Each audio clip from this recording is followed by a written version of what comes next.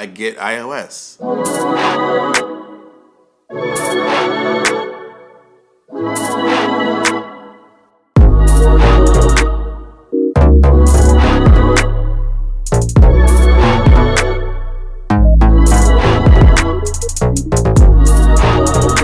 What's good, everybody? It's your boy Everton. In my hand I have the iPhone XS Max. I apologize for my voice. I'm getting over a cold. Bear with me. I've had this device since it's been released, so a little bit over a week now, and I gotta tell you that the entire time I've abandoned Android and decided to embrace iOS. And I'm gonna talk about my experience. The full disclosure, last year I did a similar experiment. I bought the iPhone X with a window of hope to possibly sway me from being an Android user, and it didn't go so well for a few reasons. Now, first off, iOS 11 was really buggy, but iOS 12 is here now. Also, app development and app optimization really wasn't supporting the new form factor on a wide scale yet, and that has mostly been taken care of. And also, I was just more familiar with Android, which I felt I got a lot more for a lot less, or I could at least. So now things are different. There's a year later, there's a bigger form factor, which I can appreciate as a guy who appreciates bigger screen phones. So I wanted to give it another try, and I'm going to talk about that experience today.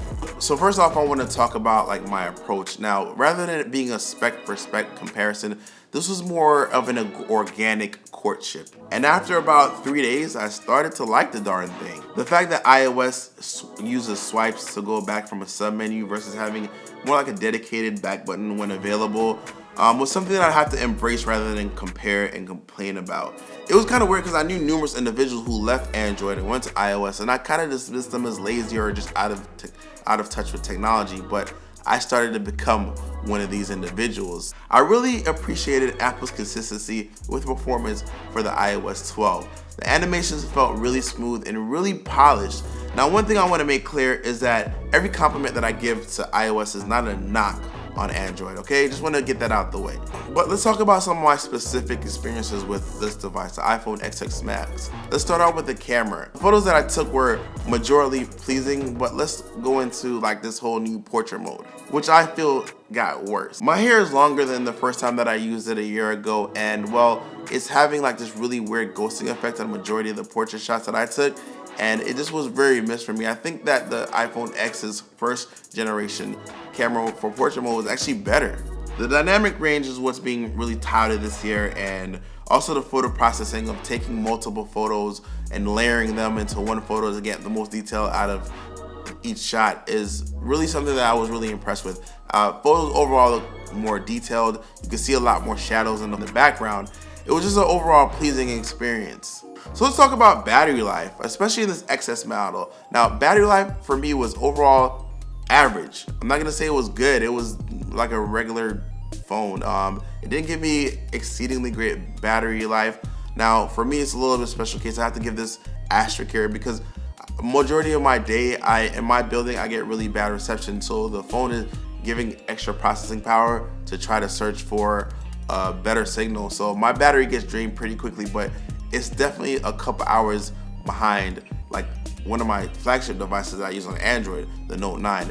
So one of the things that I also found myself victim to was Apple's aggressive nickel and diming. The lack of fast charger included, and the super slow wireless charge, and the refusal to adapt to a universal charging system was really frustrating to me in a couple situations. Especially the fact that I have a device that I can't even connect to their Pro line of laptops without a dongle. Come on, Apple. One thing that I definitely took away from both Android and iOS is that the principles of the company can definitely hindrance like the forward progression of technology. The iPhone X, XS, and especially the XS Max all have a screen that can definitely take advantage of split screen functionality and multitasking, but nothing is being done to take advantage of this, which is almost seems like a crime for the XS Max. There's no tangible benefit of having a bigger screen other than the fact that you're having a bigger screen. They've done nothing to really capitalize on this more landscape that they can definitely work with. And while I'm watching other YouTubers talk about the lack of symmetry with the speaker grill and focusing on that and just glazing over the fact that like this device didn't have split screen functionality, it just shows you who Apple's demographic is. They don't really care about things like that, like the computing aspect of a bigger display. Like let's go ahead and demonstrate that. Let's go up to my work desk. All right, so now we have both phones here, the XS Max and the Galaxy Note 8, or Note 9, I'm sorry. So let's go into YouTube real quick. We have Brandon Butch, great guy, subscribe to his channel, link in the description. Screen for a shortcut if you want, if it's something you use. So he's telling us how to set up shortcuts. When you go into the application, you only have 2 tabs. You have the library, where you have all of your shortcuts right here. You can search them if you have a ton. And if you want to move them around. Shortcuts, 2 tabs, okay. All right, cool. Actually, what are you talking about?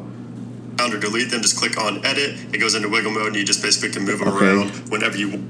All right, so edit, move around, click on that. Okay, no, I didn't see it. So I can't actually have it done here. Now I have another video or something pulled up here by another guy, and fast forward through this. Now you're going to see a couple different icons. That X just means that you're going to close out of the application. Okay. The one right next to that is going to be open in the split screen or this multi-window. So let's say that you wanted to do YouTube with multi-window. You're just going to click on that little split screen icon, and then on the bottom it's going to show you the other applications that was opened. Now if you don't want to use any of these applications here. All right. So I know how to do the split screen on both.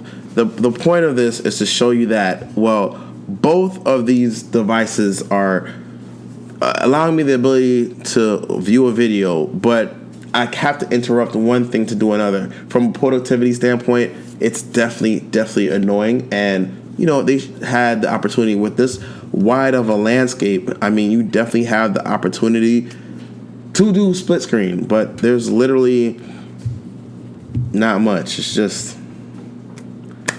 landscape. It's the same experience. All right. So that was just basically a brief example that Apple's demographic, or people who embrace iOS in the iPhone, are just 2 entirely different graphics. So far I really haven't given you a good reason to really abandon Android and jump onto iOS, or why I've actually embraced it so much. But I have one reason: iMessage. Now the one thing that Apple definitely deserves credit for is that they understand that this device, before anything, is a means of communication for a lot of people. It's the same reason why back in the day iPod Touches were hundreds of dollars less expensive, even though it gave you the same functionality and same access to iOS that an iPhone gave you. It's because of the cellular functionality, which allows you to connect to the people that you care about. And iOS and Apple have really integrated communication in iMessage to be much more than a means of sending message. It's an expression. They've allowed you to literally engage with the other person that you're contacting. If they have iMessage, they have the opportunity to see if it's been read. You can see when another individual is replying back to you. They've actually taken that aspect of communication and understood that this entire ecosystem needs to be geared toward communicating with one another. So FaceTime's built in. And the thing is that Android's working on like flipping the switch on RCS, and it needs to be carrier supported.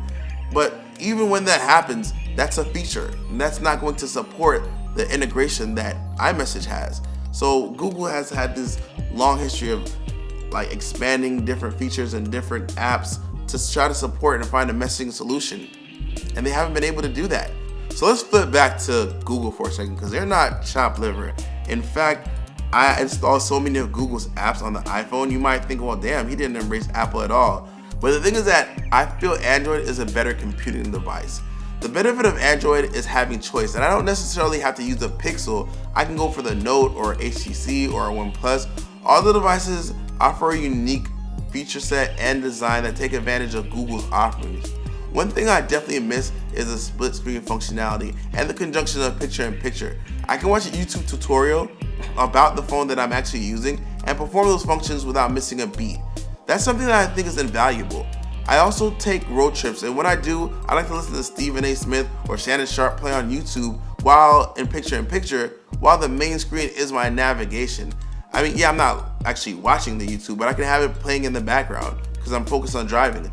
I also don't like the fact that a lot of iPhone's native apps settings have to be like only located in the settings menu rather than it being baked inside the app itself. It seems like just a misstep of production and ease. Like I can't actually change the resolution of the camera without exiting the camera and going into the settings menu and then changing the resolution and then going back into the camera app. It seems like just a disconnect that needs to be fixed. So at the end of the day, I'm not telling you to switch from iOS to Android, and I'm not telling you to switch from Android to iOS, but I will say that I came from the mindset that you had to legitimately only like one platform. Now, I wasn't to the immature nature of saying, oh my God, Apple's stupid or iOS is dumb, yucky. Like, I'm not juvenile in that sense, but I did feel like, well, you really only can really like one. The truth is that they both have things to offer, and they're more different than they are better or worse. So maybe you don't like the fact that Apple is nickel and diming you out of everything, and maybe you don't like the fact that Android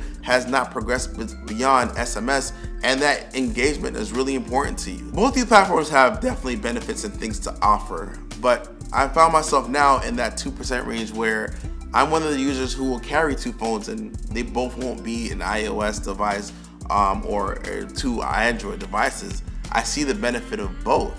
And while the tech enthusiast of me will always appreciate the computing ability of an Android device just a little bit more, but I also see the benefits of an iOS device. But for now, I'm switching back to the Note 9. I feel like it's a device that was built with purpose, and I appreciate the computing device and not just a bigger option of an already existing device. I feel like the computing power is just better on this.